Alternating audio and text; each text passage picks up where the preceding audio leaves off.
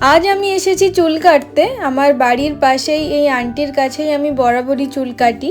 আর সাথে করে আজকে আমি আমার বোনকেও এনেছি, ওরও চুলগুলো বেশ ভালোই বড় হয়ে গিয়েছিল, তো কাটার খুব দরকার ছিল। 1 বছর আগে আমি চুল কেটেছিলাম, আর এই 1 বছরে আমার চুলটা বেশ ভালোই লম্বা হয়ে গিয়েছিল। তো লম্বা চুলকে আবার ছোট ছোট করে কাটার পেছনে রিজন হলো যে 1 মাস আগেই আমার ডেঙ্গু হয়েছিল, আর ডেঙ্গুর পর থেকে আমার চুল ওঠা এতটাই শুরু হয়েছে যে চোখের সামনে লম্বা লম্বা চুল পড়ে যাওয়ার থেকে আমি ভাবলাম যদি একটু ছোট ছোট চুল পড়ে তাহলে কষ্টটা একটু কম হয়। আর চুল কাটার পর আমরা আর ব্লো ড্রাই করাইনি, কারণ বাড়ি গিয়ে স্নান করব, আর ব্লো ড্রাই করালেও সেই স্নান করার পর চুল যেইকে সেই হয়ে যায়। তো এরপর বাড়ি ফিরে আসি আমরা, আর আজকে আমাদের বিরিয়ানি আনানো হয়েছে।